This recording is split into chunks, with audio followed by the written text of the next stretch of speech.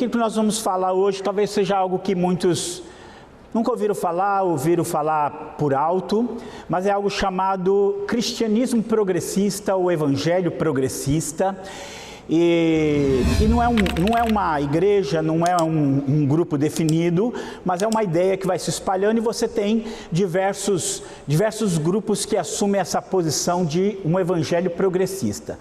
Alguns talvez sejam mais bíblicos, mas outros eles fogem muito daquilo que a Bíblia propõe. Então nós vamos falar um pouquinho sobre esse evangelho progressista, que ele nada mais é do que um outro evangelho. E as definições que eu vou apresentar aqui são as definições de um próprio grupo, de um grupo que se denomina cristianismo progressista, evangelho progressista. Eles mesmos usaram para si esse nome, e eles mesmos colocaram aquilo que eles creem. Então eu quero que você preste atenção, porque talvez uma das maneiras mais diabólicas de acabar com o evangelho é você produzir um evangelho que não é o evangelho.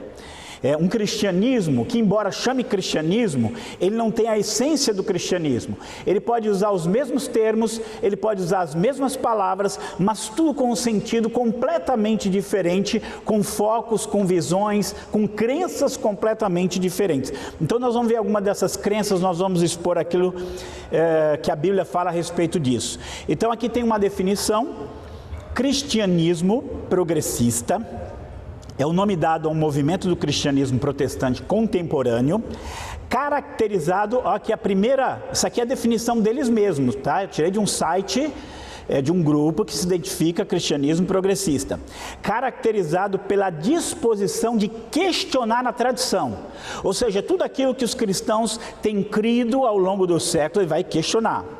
Aceitar a diversidade humana. Isso aqui que está escrito aqui, entre parênteses, não foi eu que impus, foi eles. Incluindo a aceitação de pessoas gays, lésbicas, bissexuais e transgêneros. E pela forte ênfase na justiça social, que essa eu pus entre aspas, foi o que pus, mas ele mesmo escreveu essa justiça social. Então aqui ele definiu 8 pontos, e nesses 8 pontos algumas coisas parecem até bonitas, mas outras não são tão bonitas diante daquilo que a Bíblia apresenta, né?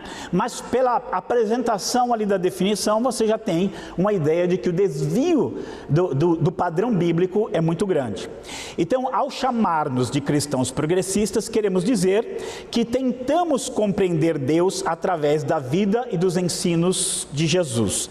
Então, provavelmente eles entendem tudo errado, porque você vai ver as distorções que eles vão apresentar aqui. Então, esse aqui é o primeiro ponto. No segundo ponto, essa parte em vermelho, eu fiz questão de destacar, ele vai dizer o seguinte: reconhecemos, esse cristianismo progressista, reconhecemos a fé de outras pessoas que têm outros nomes para o caminho que as leva a Deus. E reconhecemos que os seus caminhos são verdadeiros da mesma maneira como nossos caminhos são verdadeiros para nós. O que eles querem dizer isso? Eles reconhecem a Umbanda, a Quimbanda, o Candomblé, o hinduísmo, o islamismo como fé verdadeira. E eles assim como o nosso caminho é verdadeiro para nós, o deles é verdadeiro para eles. Então você já vai olhar que esse cristianismo progressista, ele é relativista, então a verdade não é algo determinado e sólido, é algo fluido, é conforme a conveniência, e ele é ecumênico, ou seja, ele tem a finalidade de se unir, né? De se unir a todas as religiões. Então esse é o ponto deles. O ponto 3, ele fala assim: compreendemos que o partilhar do pão e do vinho, em nome de Jesus, seja uma representação de uma antiga visão do banquete de Deus para todos os povos. E aqui, dentro do cristianismo progressista, eles acreditam que todas as pessoas vão ser salvas. Todas, desde o Hitler, Mussolini, quem você imaginar, todas as pessoas, eles vão ser salvos. Então eles são universalistas nas suas bases. Continuando, ele vai dizer assim: convidamos todas as pessoas a participarem da nossa comunidade e em nossa vida de adoração. Aí olha aqui em vermelho, eu destaquei aqui: sem insistir que elas se tornem como nós para serem aceitas, incluindo, mas não se limitando a e aí ele vai, crentes e agnósticos, cristãos convencionais e céticos, mulheres e homens, aqueles de todas as orientações sexuais, identidades de gênero, aqueles de todas as raças e culturas, aqueles de todas as classes e habilidades, aqueles que esperam um mundo melhor e aqueles que perderam a esperança. Então é um ecumenismo onde ele vai, qualquer que seja o seu comportamento, qualquer que seja a sua crença, vai estar ali unido a eles. Você não precisa se converter, você não precisa mudar a sua crença, você não precisa mudar suas práticas, você simplesmente tem que estar com ele numa comunhão ali, mais do que aberta, é uma comunhão escancarada. E ele fala assim: sabemos que a maneira como tratamos uns aos outros é a expressão mais completa do que cremos. Ponto 6. Encontramos mais graça na busca por entendimento do que em certeza dogmática. Mais valor na dúvida do que em absolutos. Então eles têm aversão a dizer: eu creio nisso, eu creio nisso, eu creio nisso. Essa é a verdade revelada por Deus. Eles têm aversão a isso, porque para eles é tudo aberto. Você pode crer em qualquer coisa, todo mundo está simplesmente buscando. Então você não pode dizer que isso ou aquilo é verdade. Organizamos-nos em comunidades dedicadas a equipar-nos para o trabalho que sentimos sermos chamados a realizar. Esforçamos-nos pela paz e justiça entre todas as pessoas, proteger e restaurar a integridade de toda a criação de Deus e trazer esperança àqueles que Jesus chamou de os menores dos seus irmãos e irmãs. Reconhecemos que ser seguidores de Jesus é custoso e implica amor desinteressado, resistência consciente ao mal e renúncia de privilégios. Então muitas coisas que você vai ler aqui, no papel é muito bonito, mas quando você vai ver realmente o que eles creem, eles não deveriam sequer estar usando o nome de cristãos. E aí nós vamos para as bases. O que eles acreditam? Acho que é algo que tem que ficar muito, muito claro para nós que queremos servir ao Senhor. Nós temos que crer na Bíblia como palavra de Deus inspirada e inerrante. A Bíblia é a palavra de Deus definitiva, ela não erra, ela é correta em tudo aquilo que ela diz. Quem crê assim, dá um glória a Deus aí, dá um glória a Deus. Amém. Saiu disso, a coisa começa a ficar complicada. Então esse cristianismo progressista, ele tem 3 bases. A primeira dessas bases é aquilo que a gente conhece como teologia liberal. Quem nunca ouviu falar de teologia liberal, é uma teologia que surge no século 17 em diante, que ela vai fazer toda uma reinterpretação do cristianismo completo. Quando eu dou aula de teologia contemporânea, eu falo muito com meus alunos, eu falo muito sério com eles. Porque hoje muitos saem de lá e vão para vão fazer uma pós-graduação em teologia, vão para outro lugar fazer um mestrado, e às vezes o que eles vão aprender é uma teologia liberal completamente longe daquilo que a Bíblia ensina. E eu falo para eles: se eu fosse um teólogo liberal, eu ia vender pipoca, porque se eu não acreditasse que a Bíblia é a palavra de Deus inerrante, eu não estaria gastando meu tempo para aprendê-la, para ensiná-la, para praticá-la. Mas esses teólogos liberais geralmente são pessoas de poder aquisitivo alto, de nível acadêmico alto, de influência alta, e eles foram criando organizações muito grandes e fortes e poderosas e se intitulando como os verdadeiros cristãos. Mas o que eles fazem na teologia liberal? Primeiro, nega a inspiração divina das Escrituras. Então a Bíblia não é a palavra de Deus inspirada e errante. Negam a divindade de Cristo, negam a exclusividade de salvação através de Jesus Cristo, porque o que eles ensinam é o universalismo. Todas as pessoas vão ser salvas, inclusive em outras religiões, inclusive para alguns serão salvos até os ateus. Se o ateu for sincero, vai ser salvo também. E vão negar as verdades básicas do cristianismo: pecado, salvação, etc. O que sobrou para eles? Sobrou amar o próximo, fazer o bem, só isso. E essa vai ser a visão da teologia liberal, que não morreu, que ela continua se infiltrando, influenciando, e às vezes pessoas que estão até em boas igrejas, elas acabam sendo influenciadas por esses escritores, por esses pregadores, e essa teologia liberal vai constituir a base do cristianismo progressista. A teologia deles é uma teologia ecumênica, ou seja, todas as religiões são manifestações do divino e devem ser igualadas. É uma coisa triste. Vou aqui, um amigo meu, pastor, ele foi convidado para um evento teológico numa determinada faculdade, E ele foi lá. A primeira palestra foi muito boa, era uma palestra teológica, ele ouviu a palestra e tal. O primeiro palestrante falou ali sobre teologia, falou ali sobre a importância da teologia, e ele ouviu aquilo.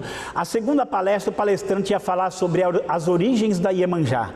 E aí os pastores ali ficavam escutando sobre a origem da Iemanjá ali, porque é tudo uma coisa só. Então essa teologia do cristianismo progressista é a teologia ecumênica. A ideia é reunir todas as religiões. E a terceira base que eles têm é uma cosmovisão e uma prática marxista. Então a visão deles vai ser a visão de Marx. A visão para o mundo aqui, tudo que existe esse mundo aqui, como todos estão salvos, o que você tem que fazer é trabalhar para trazer esse mundo à perfeição. Então a Bíblia, ela é lida na visão de Marx, no conflito de classes, no materialismo dialético, como eles chamam. Então a história da luta de classes e a razão de ser da igreja é construir com a humanidade um novo mundo melhor e mais justo, produzindo dessa forma um novo homem. Se for preciso a revolução violenta, esse pode ser um caminho a ser seguido. Eles vão chegar a defender muitas vezes a revolução armada mesmo, para derrubar o poder, e vão estar apoiando para que isso aconteça. Então esse cristianismo progressista, ele vai seguir essas três bases. A teologia dele é uma teologia liberal, ele quer unir todas as religiões, e a prática dele vai ser baseada não naquilo que as escrituras dizem, mas em Marx. Algumas entidades aqui, defensores, aqui só são algumas, mas pensa aqui, Conselho Mundial de Igrejas, ou Conselho Mundial de Igrejas, é uma organização que eles dizem que tem cerca de 400 milhões de pessoas no mundo, e eles têm muitos recursos, eles têm grande influência, e eles usam essa influência. Conselho Nacional de Igrejas Cristãs no Brasil, que é o CONIC, Conselho Latino-Americano de Igrejas, que é o CLAI, Fraternidade Teológica Latino-Americana, inúmeras faculdades teológicas, e muitas faculdades teológicas regidas pelo MEC. O que está lá não é a teologia bíblica, não é a Bíblia como inerrante palavra de Deus, são essas ideias humanas que estão sendo ali aplicadas. Então muitas das pessoas, eles entram nessas faculdades e eles perdem a sua fé na Bíblia, eles perdem a sua fé na salvação em Jesus Cristo. Eles começam a ver um outro evangelho que não é o evangelho de Jesus Cristo. Aí eu queria muito falar desse livro, e esse livro é uma verdadeira armadilha, né? Uma verdadeira armadilha para a igreja. O título desse livro é Porque Deus Amou o Mundo. Então quando você vê um livro com o título Porque Deus Amou o Mundo, você vai pensar que esse livro vai falar sobre pecado, que esse livro vai falar sobre arrependimento, que esse livro vai falar sobre conversão a Deus. Mas esse livro, na verdade, está ali o subtítulo Igreja e ODS. ODS são Objetivos de Desenvolvimento Sustentável. Aí lá embaixo tem Agenda 2030 e os Objetivos do Desenvolvimento Sustentável. O que é isso aí? É um projeto, e esse projeto ele visa pautar, a ONU pautando aquilo que a igreja deve crer e aquilo que a igreja deve fazer. E aí eu fico pensando, quando a igreja ela chega num ponto em que é a ONU que vai pautar aquilo que ela deve fazer, é porque a coisa está bastante complicada. O que esse livro trata? Não é que ele trate nada que seja ruim, mas eu quero que você entenda assim, quando você fala de evangelho, quando eu e você ouvimos o evangelho, o que é o evangelho? Paulo diz lá, Romanos 1,16, porque não me envergonho do evangelho de Cristo, porque ele é o poder de Deus para a salvação de todo aquele que crê. O evangelho vai produzir no homem o quê? Um arrependimento. O evangelho vai produzir no homem o quê? Uma volta a Deus. O evangelho vai produzir no homem o quê? Uma libertação do pecado, do mundo, de Satanás. O evangelho vai produzir no homem a esperança de que Jesus está voltando. É isso que ele vai produzir no coração humano. Vai levar o coração humano o quê? A orar, vai levar o coração humano a entender a vontade de Deus, o propósito de Deus. Mas quando você olha para esse livro aqui, ele vai falar sobre não que isso seja errado, mas de repente você transforma a igreja, ao invés no instrumento de Deus para proclamar a salvação ao mundo perdido e decadente e pecaminoso, você transforma ela numa ONG que está aqui para dar uma ajeitada no mundo. Então o livro vai falar sobre erradicação da pobreza, fome zero, saúde e bem-estar, educação, igualdade de gênero, água potável, energia limpa, trabalho decente, indústria, redução de desigualdades, cidades e comunidades sustentáveis, consumo e produção sustentáveis, ação contra a mudança global do clima, vida na água, vida terrestre, paz, justiça, instituições eficazes. E você olha essas coisas e você não vê aí nada que realmente seja essencial ao Evangelho de Cristo. Agora, o problema não é esse. O problema é aquilo que vem embutido dentro desse livro. Uma das pessoas com quem eu debati sobre o livro, ele falou assim que esse livro é um verdadeiro cavalo de Troia para a igreja. Por quê? Porque o cavalo de Troia é aquele presente que os gregos deram para os troianos, e era muito bonito, era um sacrifício para a deusa Palas Atenas, e dentro dele estavam os inimigos ali. Então ele falou, é um verdadeiro cavalo de Troia, porque quando você vai ler, ele vai fazer defesa de feminismo radical. Ele vai, inclusive, vai dizer lá que o homem tem que ser menos homem, que a gente tem que realmente mudar o nosso conceito do que é ser um homem. Você vai ter lá defesa de aborto, você vai ter lá defesa de ecumenismo, você tem lá defesa de ideologia de gênero, você tem lá defesa de socialismo, está tudo lá. Às vezes de uma maneira sutil, às vezes de uma maneira não tão sutil, mas ele vai estar lá. E as pessoas envolvidas na produção, na divulgação dessa visão, são pessoas com grande influência, são pessoas, um dos organizadores do livro, é ele que faz a pauta de teologia do MEC. Então ele vai introduzir lá ideias que não tem nada a ver com o cristianismo bíblico, e ele vai colocar dentro dessa pauta do MEC. Então, para a gente ter ideia, e o título, Porque Deus Amou o Mundo, não tem nada a ver com o que realmente nós entendemos por esse amor de Deus ao mundo. E aí aqui é um trecho que eu tirei, é um trecho que fala sobre educação, e preste atenção aqui. Se há algo que nós temos que guardar no nosso coração como igreja, é uma coisa muito simples: só Jesus Cristo salva. Amém? Eu sou o caminho, a verdade e a vida, ninguém vem ao Pai a não ser por mim. Pedro diz lá, Atos capítulo 4, versículo 12, porque não há salvação em nenhum outro, porque nenhum outro nome há dado entre os homens pelo qual devamos ser salvos. Nós não vamos entrar em contenda com nenhuma religião, nós não vamos impor à força a nossa fé, mas nós temos uma convicção muito grande, e se nós perdemos essa convicção, nós perdemos toda a nossa convicção, toda a nossa base. É só Jesus Cristo que salva, e mais ninguém. Agora, olha o que esse livro ensina. Se esse livro aqui não tivesse por título Porque Deus Amou o Mundo, e se ele não tivesse pautando como a igreja tem que viver, eu não me preocuparia. Mas ele está pautando, ele está entrando. Quem me deu era um pastor apavorado, porque aqui eu estava entrando dentro da denominação dele, uma denominação que estava por todo o Brasil. Ele fala assim, é preciso então reconstruir todas as nossas experiências religiosas como todas as nossas experiências religiosas, quando diz todas, de todas as pessoas, como experiências de reconciliação, e não como afirmação de uma verdade única.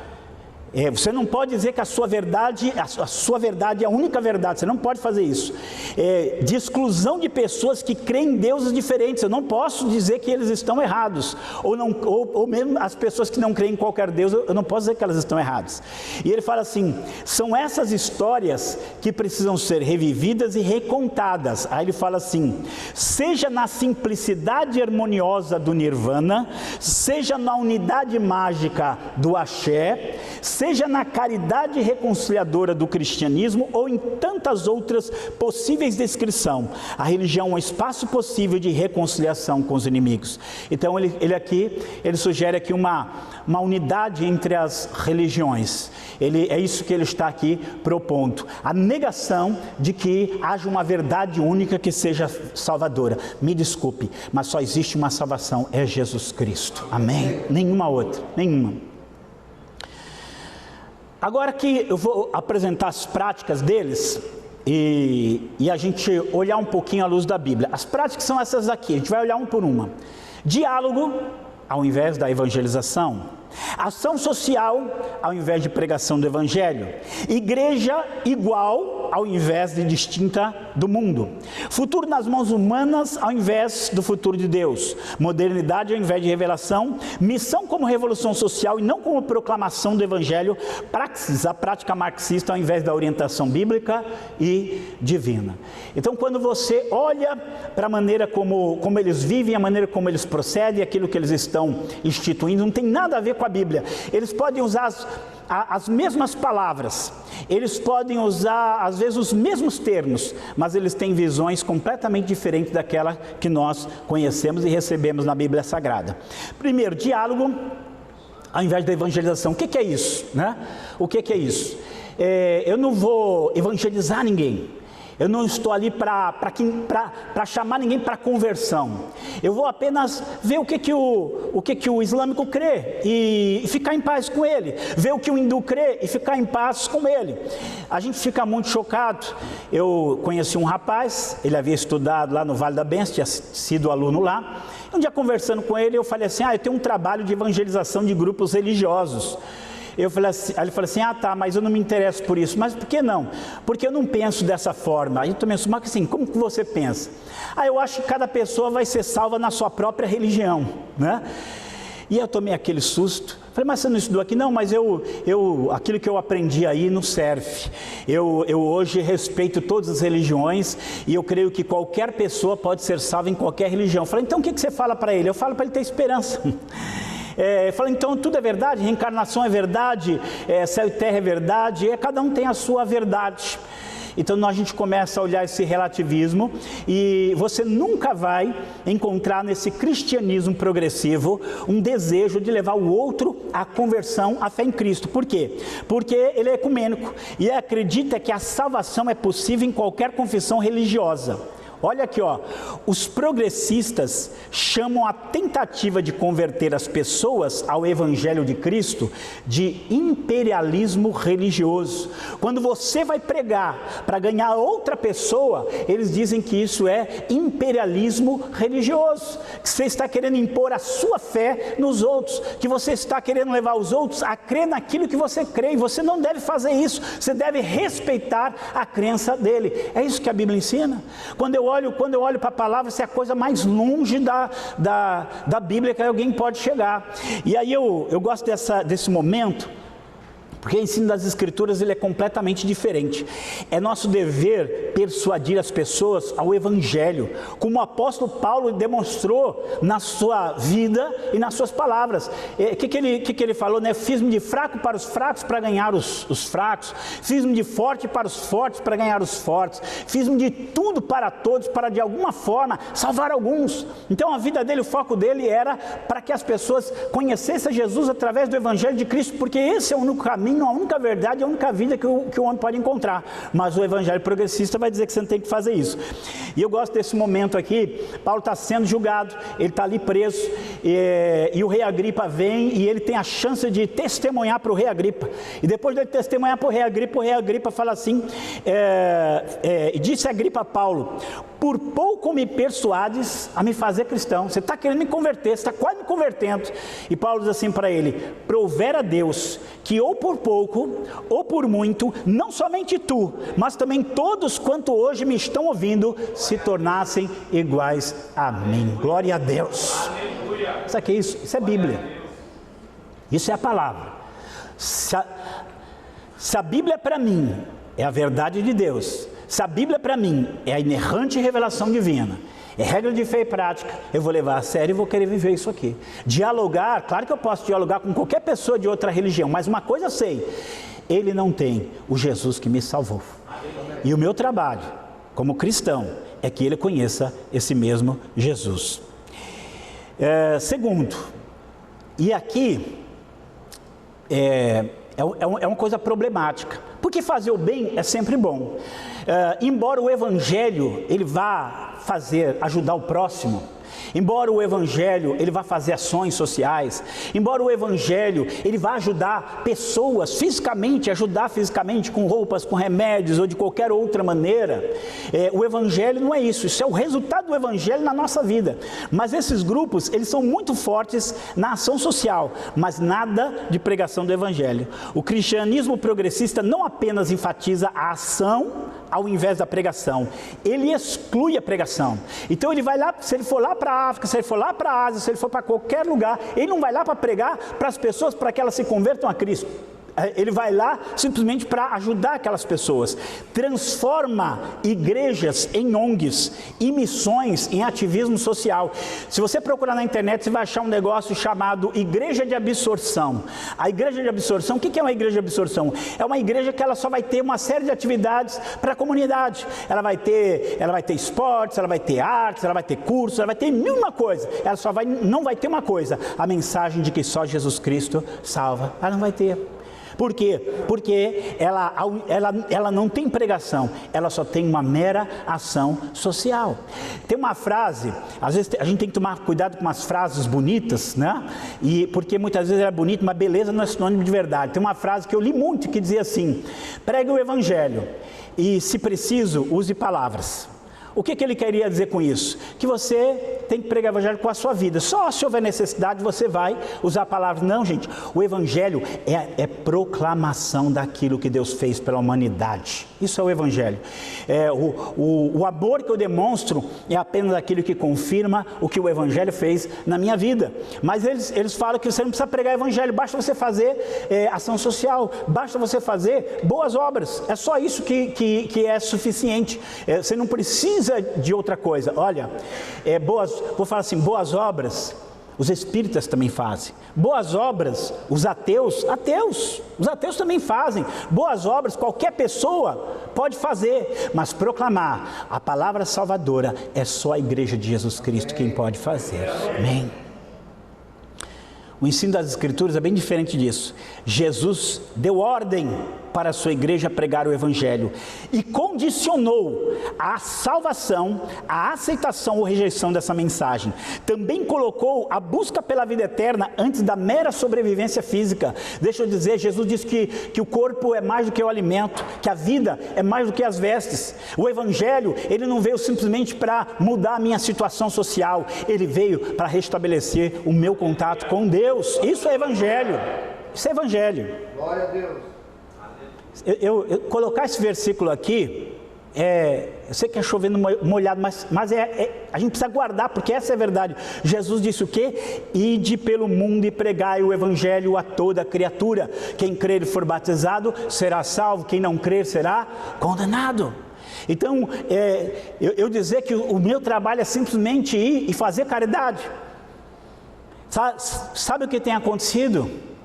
Esse cristianismo progressista, ele vai para o mundo, ele vai dar educação, ele vai ensinar a ler, ele vai ensinar higiene, ele vai ensinar regras de saúde, ele vai ensinar muitas coisas, mas ele não vai falar para essa pessoa que ela é uma pecadora e que ela precisa se arrepender dos seus pecados, e essa pessoa vai morrer limpinha, vai morrer cheirosa, vai morrer em boa condição, e vai eternamente para a perdição, porque não ouviu a palavra do evangelho. Então nós temos que pensar que esse é o evangelho.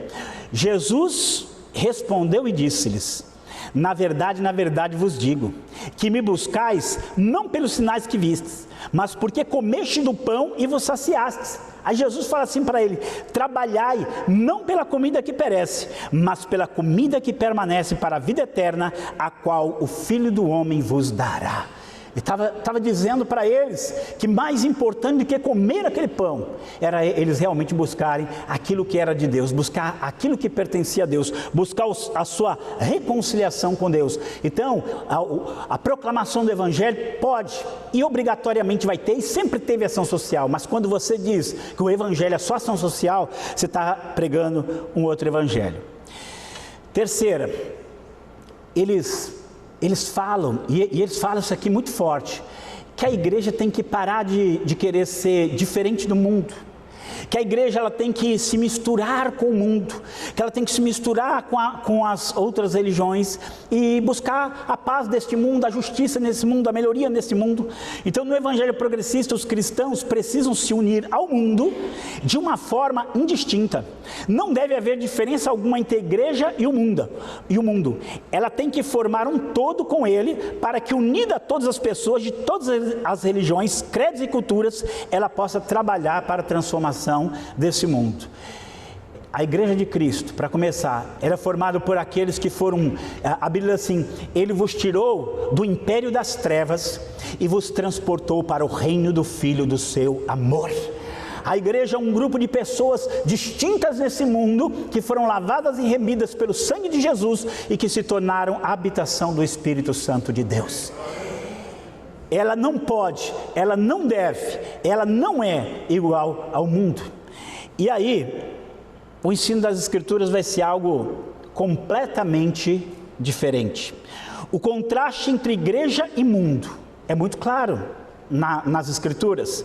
A igreja torna-se igual ao mundo, é a mesma coisa que o sal perdendo o seu sabor. O que Jesus disse? Vós sois o sal da terra. Se o sal perder o seu sabor, ele não serve para mais nada. Ele só serve para ser jogado fora e pisado pelos homens.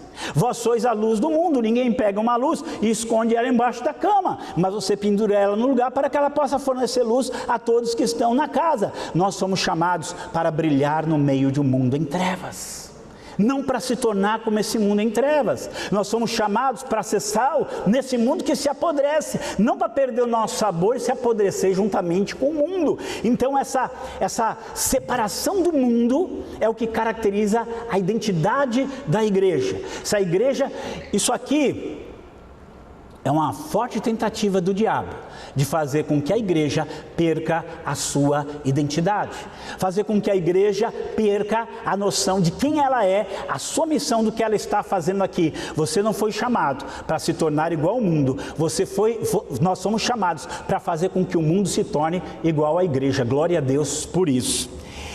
E aqui, olha o que Pedro diz: mas vós sois geração eleita, sacerdócio real, nação santa, povo adquirido, para que anuncieis as virtudes daquele que vos chamou das trevas para a sua maravilhosa luz. Glória a Deus.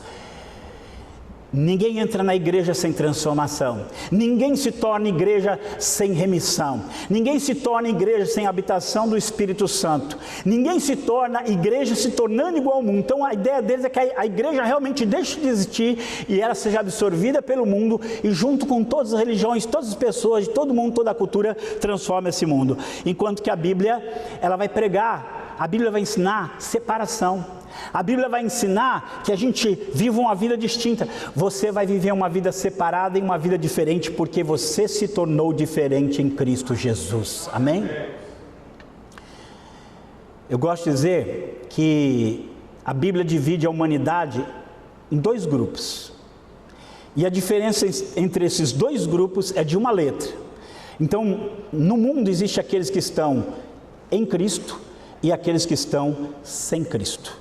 Aqueles que estão em Cristo e aqueles que estão sem Cristo. Nós, igreja de Jesus, nós somos aqueles que estão em Cristo. Amém? E nós fomos enviados àqueles que estão sem Cristo, para que eles também fiquem e se tornem Cristo como nós nos tornamos. E aí Paulo diz assim, não vos prendais a um jugo desigual com os incrédulos, porque que sociedade tem a justiça com a injustiça? Que comunhão tem a luz com as trevas? E que concórdia há entre Cristo e Belial? Ou que parte tem o fiel com o infiel? E que consenso tem o templo de Deus com os ídolos? Porque vós sois o templo do Deus vivente, como Deus disse, neles habitarei, entre eles andarei, e eu serei o seu Deus, e eles serão o meu povo. Pelo que saí do meio deles e apartai-vos, diz o Senhor, não toqueis em nada imundo, e eu vos receberei, e eu serei para vós pai, e vós sereis para mim filhos e filhas, diz o Senhor Todo-Poderoso. Glória a Deus. Distinção, separação, consciência de que aquilo que Deus fez em nós foi algo muito especial, e que o nosso trabalho, a nossa tarefa é levar essa proclamação para que o mundo também possa verdadeiramente ser reconciliados com Deus em Cristo Jesus. E aí um outro ponto, a visão marxista, Deus não existe. Na visão ateísta, Deus não existe. Então esse mundo tem que ser transformado e tem que ser mudado pelo próprio homem. E dentro da visão deles, o homem tem poder para tornar este mundo um mundo perfeito. E é tudo que ele tem que fazer, é melhorar esse mundo dentro das noções que ele acha que é melhorar esse mundo. Então, com sua ênfase humanista, o cristianismo progressista acredita que seu papel é trabalhar por um mundo melhor, que não virá com algum tipo de interferência divina na história, mas com uma ação do próprio homem, que através do seu esforço criará uma sociedade perfeita. Dentre as muitas verdades bíblicas, que são essenciais, é essencial a verdade bíblica de que um dia Deus se tornou homem em Cristo Jesus. É essencial a verdade bíblica de que este Deus se tornou homem em Cristo Jesus, morreu na cruz e levou os nossos pecados. É essencial a verdade bíblica de que esse que morreu pelos nossos pecados, ele ressuscitou dentre os mortos no terceiro dia, glória a Deus. E é essencial que ele subiu aos céus e ele está sentado à direita do Deus Pai Todo-Poderoso, glória a Deus. Mas também é essencial, e quem lê a Bíblia sabe, que esse Jesus um dia vai voltar e vai mostrar para o mundo que ele é o Senhor da história. Que é ele, e só ele, que tem poder para vir e fazer a transformação que este mundo precisa. Quando o homem, ele se coloca como o transformador do mundo, quando ele fala que só ele, não Deus, ele vai mudar esse mundo, aí a coisa começa a ficar complicada. O ensino das Escrituras é completamente diferente. O retorno de Jesus é descrito na Bíblia como um fato histórico que trará a transformação de Deus a todo mundo, conforme predito na palavra dos profetas. Quando eu leio a Bíblia, o que eu mais leio na Bíblia, no Antigo e no Novo Testamento, é: o Senhor vai voltar e vai transformar todas as coisas. É essa a nossa esperança, Atos capítulo 3, versículo 21, Pedro diz assim: o qual convém que o céu contenha até os tempos da restauração de tudo, dos quais Deus falou pela boca de todos os seus santos profetas desde o princípio. Atos 3, 21. Jesus vai voltar e ele vai transformar todas as coisas. Amém? E isso aqui fazia parte da proclamação da igreja. A igreja não pregava só que Jesus morreu pelos nossos pecados e ressuscitou. Ela pregava também que ele vai voltar e ele vai restaurar todas as coisas. Agora, quando o homem ele se propõe a fazer aquilo que ele não tem poder para fazer, a mudar aquilo que ele não tem poder para mudar, então ele quer se colocar no lugar de Deus. Mas eu vou dizer, só Deus tem poder para transformar esse mundo naquilo que esse mundo deve ser, e é isso que nós aguardamos. Nós aguardamos Jesus voltar, Maranata, ele vai voltar e vai mudar todas as coisas. E aí existe uma outra questão com esse evangelho progressista. Veja bem, para nós, a nossa base naquilo que eu creio, naquilo que eu digo que é certo ou errado, ou naquilo que eu devo fazer ou aquilo que eu não devo fazer, eu tiro da onde? Eu tiro da Bíblia, eu tiro da palavra de Deus. Por que eu digo que tal coisa é errado? Porque a palavra condena. Por que eu digo que tal coisa é certo? Porque a palavra de Deus aprova. Por que eu digo que isso é verdadeiro e isso é falso? Porque a minha base é a palavra de Deus. Mas a teologia liberal, ela sempre tomou a ciência ou a modernidade como padrão de qualquer coisa. Então, por exemplo, quando ela surge na história, quando a teologia liberal surge na história, a ciência estava no auge.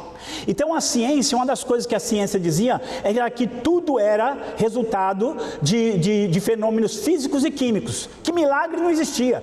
Então a teologia liberal, ela falava o quê? Ela falava que os milagres nunca aconteceram. Deus não abriu o mar, era a maré do Mar Vermelho estava baixo, né? Deus não fez cair pão do céu, era uma planta que tinha lá naquela região. Jesus não andou sobre as águas, é que o mar congelou e andou por cima do mar congelado, né? Jesus não morreu, pensaram que ele tinha morrido e na verdade ele só estava ali desmaiado e depois ele se levantou, ou então eles se enganaram e acharam que ele tinha ressuscitado. Por quê? Porque a base deles não era a Bíblia, a base era a ciência. Irmãos, se a Bíblia diz que Jesus ressuscitou, então Jesus ressuscitou mesmo. Se diz que ele andou sobre as águas, ele andou sobre as águas mesmo. Se diz que ele expulsou demônio, os demônios não eram, ali não era problema mental não, eram espíritos malignos mesmo, porque é assim que a Bíblia ensina, ela é a verdade. Jesus orou o quê? João 17:17, santifica-os na verdade, a tua palavra é a verdade. Ela é verdade em tudo aquilo que ela declara. Mas pelo fato de ter seus fundamentos na teologia liberal, o cristianismo progressista não crê nas escrituras como regra de fé e prática. Pelo contrário, ele a considera um livro ultrapassado em várias questões, e por isso, o que o cristianismo progressista vai fazer? Ele vai agir dentro da modernidade. O que a modernidade defende? Aborto. Porque tem muita gente nesse mundo, então ele vai defender o aborto. Feminismo, né, o empoderamento da mulher de uma forma terrível, como eles colocam, vai defender isso. Para vocês terem ideia, você conhece aquela história daquela mulher que era encurvada, né? Que tinha um espírito de enfermidade. E Jesus liberta aquela mulher daquele espírito de enfermidade e ela se endireita. E aí uma pregadora progressista, ela falou assim que essa mulher ela era encurvada por causa do peso do machismo.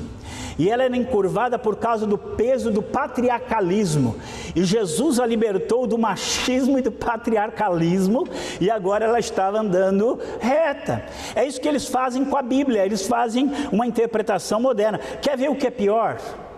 Esse cristianismo progressista, ele abraçou toda a agenda homossexual. Eu vou falar aqui uma palavra bem própria, tá?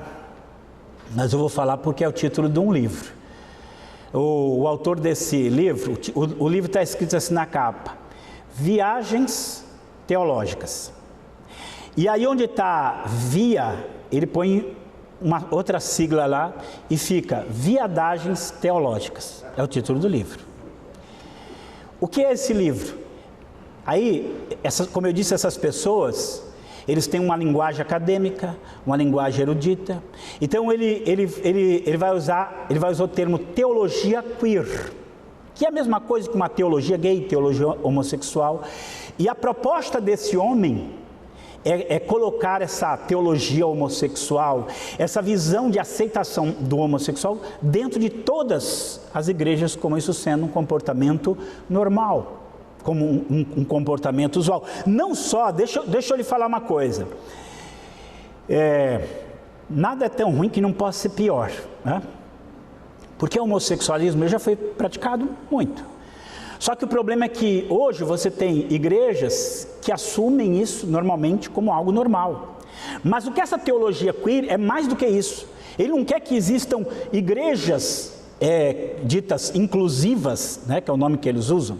Ele quer que todas as igrejas aceitem isso como algo completamente normal. Essa é a agenda que eles abraçam, porque é a modernidade que olha a coisa assim. A base deles não está na Bíblia. A Bíblia não define para eles o que é certo ou errado. O que define certo ou errado para eles é a modernidade. Se o mundo está pensando assim, se os pensadores da atualidade estão pensando assim, então é assim que tem que ser. E aí eles vão de maneira sutil, de maneira às vezes não tão sutil, pelo meio acadêmico, pelo meio teológico, ele vai persuadindo as pessoas. E daqui a pouco você vai estar ligado aonde? Você vai receber uma verba muito grande, aí você vai lá e começa a muitas vezes ser persuadido a defender certos valores e certas coisas que são verdadeiramente antibíblicas. O ensino das Escrituras é completamente diferente. Primeiro, a Bíblia ensina que a palavra de Deus é eterna, amém? A palavra de Deus é eterna. Os céus e a terra passarão, mas as minhas palavras não passarão, diz o Senhor. A palavra dele é eterna. E seus princípios são válidos para qualquer época e para qualquer lugar. Ela é o padrão pelo qual os homens devem desenvolver seus pensamentos, conceitos e atitudes. Jesus disse o quê? Se alguém não quiser receber a minha palavra, eu não julgo, mas a minha palavra vai julgá-lo no último dia. Então a palavra dele vai ser o padrão pelo qual os homens serão avaliados lá na eternidade. Olha o que Paulo quando ele está indo lá para Jerusalém, ele sabe que ele vai ser preso, ele se reúne com as autoridades ali de Éfeso, E ele diz assim, ó, agora pois irmãos, encomendo-vos a Deus e a palavra da sua graça, a Ele que é poderoso para vos edificar e dar herança entre todos os santificados. Vocês vão ficar neste mundo aos cuidados de Deus e aos cuidados da sua palavra. É isso que é a palavra de Deus para nós. Quando Deus entregou a palavra ao povo de Israel, disse assim, essa palavra que eu vos dei não é para vós uma coisa vã, antes é a vossa vida. Glória a Deus, é isso que ela é. Então, nós estamos numa época que essa vai ser a divisão. Aquelas igrejas, aqueles líderes, aqueles crentes que entendem que a palavra de Deus é o nosso padrão e a nossa regra, e aqueles crentes que vão de alguma maneira entender que não, que um pouquinho da Bíblia às vezes é bom, mas não é ela toda, não. A autoridade também está na ciência, nos discursos humanos, no academicismo. Aquilo que Paulo fala lá em Romanos 1 é a pura verdade, né? Esses homens, dizendo-se sábios, eles se tornam loucos. Paulo diz, olha que bonito aqui, e estes foram mais nobres do que os que estavam em Tessalônica, essa aqui vocês conhecem de cor, porque de bom grado receberam a palavra, fazendo o quê? Examinando a cada dia nas Escrituras, se essas coisas eram assim. Por quê? O padrão não é o que o pregador está falando, o padrão é a palavra. O padrão não são as muitas vozes. Eu preciso na minha mão de uma ferramenta com a qual eu possa distinguir luz e trevas, bem e mal, certo e errado, verdadeiro e falso. E essa ferramenta Deus nos deu, se chama a palavra do Deus vivo. É lá que eu vou. Quanto mais eu conhecê-la, quanto mais eu entendê-la. Às vezes alguém fala assim, pode ser que eu leio a Bíblia e eu fiz uma interpretação diferente da sua. Você interpretou de um jeito, eu interpretei do outro. Não significa que nós dois estamos certos, né? Um está certo, o outro está errado. Mas mesmo que eu não concorde com a sua interpretação, eu e você, nós concordamos numa coisa: a nossa autoridade é a palavra de Deus. Glória a Deus. Posso discordar de você, você pode discordar de mim. Mas uma coisa nós concordamos, a nossa autoridade é a palavra de Deus. Porque a hora que eu não tenho mais esse trilho, a hora que eu não tenho mais essa tocha para andar na escuridão, aí não sobrou mais nada. Aí tudo que você tem são teorias humanas que vão mudar, que vão mudar, que vão mudar. Olha, isso aqui tem que guardar. Sei que vocês também sabem decor, mas está aqui, 2 Timóteo 3, 16, 17, toda a escritura, ela é o quê? Divinamente inspirada e proveitosa para ensinar, repreender, corrigir, instruir em justiça, para que o homem de Deus seja perfeito e perfeitamente instruído para toda boa obra. Para toda boa obra. A gente foi cantado aqui um hino sobre Daniel. Daniel é um exemplo disso, né? Estava lá no meio daquela sociedade, mas ele sabia o que foi ministrado no coração dele, conhecia a palavra, e é aquela que ele vai seguir. Mas vamos lá, já estamos terminando. Missão como revolução política e social, e não como proclamação do Evangelho. Então, eles falam em missão, é algo completamente diferente. Tendo rejeitado o aspecto espiritual do Evangelho e ignorado a relação dos indivíduos com Deus, o que restou ao cristianismo progressista foi este mundo. Então toda a sua atividade está voltada para ações políticas e sociais. Eles não estimulam a ida a outros povos para que o Evangelho seja pregado. Tudo o que lhes resta fazer é modificar as estruturas econômicas, sociais e políticas a fim de produzir um mundo mais justo e solidário. Eles não vão se preocupar em proclamar que o budista abandone os seus falsos deuses. Que o hinduísta pare de adorar a vaca, o rato, o macaco. Ele não está preocupado com isso, ele quer mudar as estruturas sociais. Desculpe, a Bíblia fala que conversão é sair dos ídolos falsos e se converter ao Deus vivo e verdadeiro. É isso que a Bíblia ensina. Mas para eles, o que eles vão...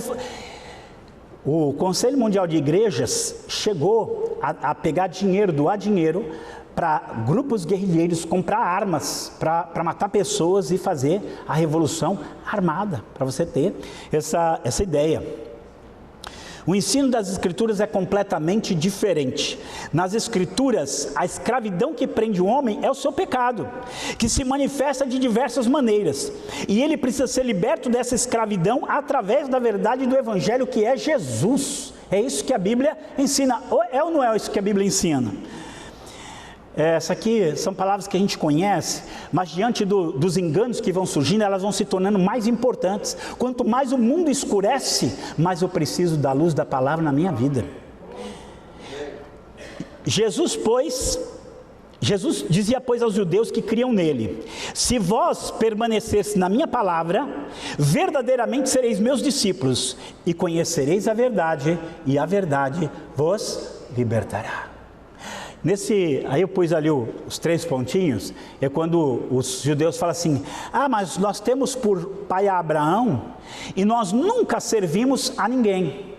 Agora preste atenção numa coisa: o povo judeu na época de Jesus vivia politicamente, socialmente, economicamente sujeito ao Império Romano.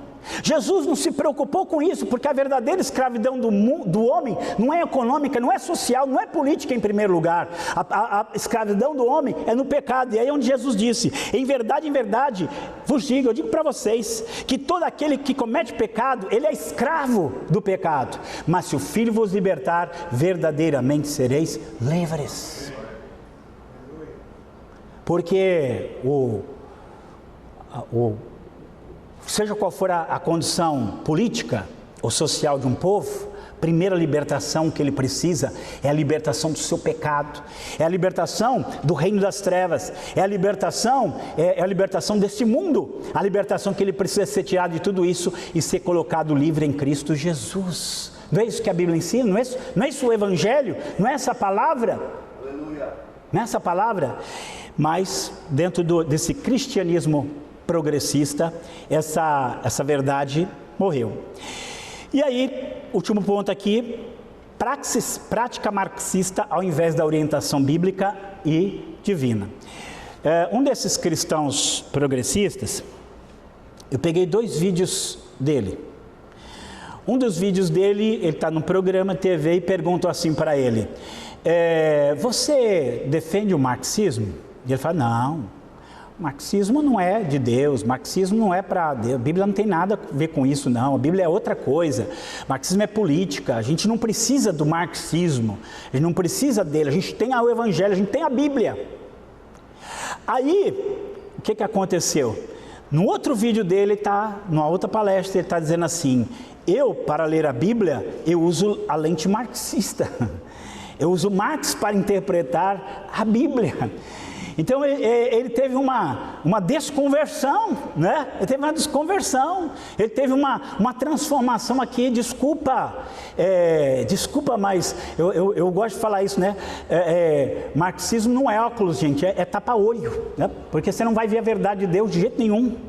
Os cristãos progressistas, eles assumem, abertos sutilmente, a visão e as práticas marxistas como padrão das suas atividades. Em alguns casos, eles chegam até a aprovar a revolução violenta.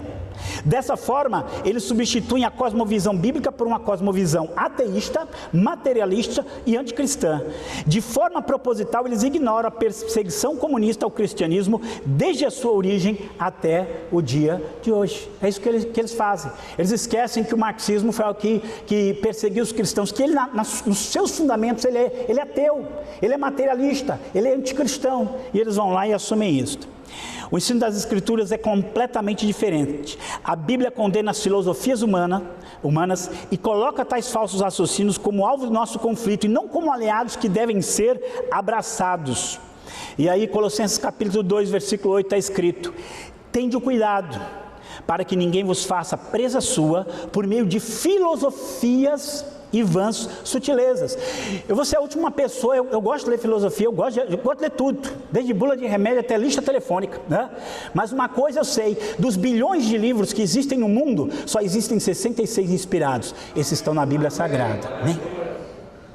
E qualquer outro livro que eu for ler, está aqui: a lei e ao testemunho, se não falarem segundo ele, jamais verão a alva. Essa é a verdade.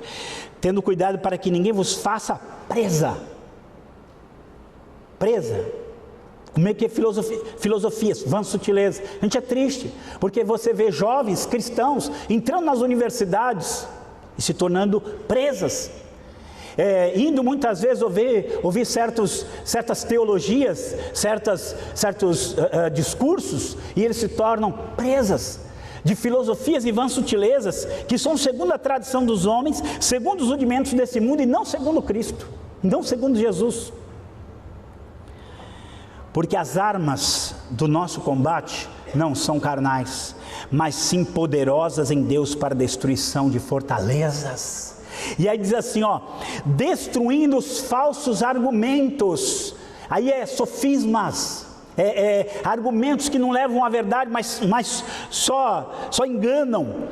E toda altivez que se levanta contra o conhecimento de Deus, e levando cativo todo entendimento à obediência de Cristo. É isso que a Bíblia traz para nós.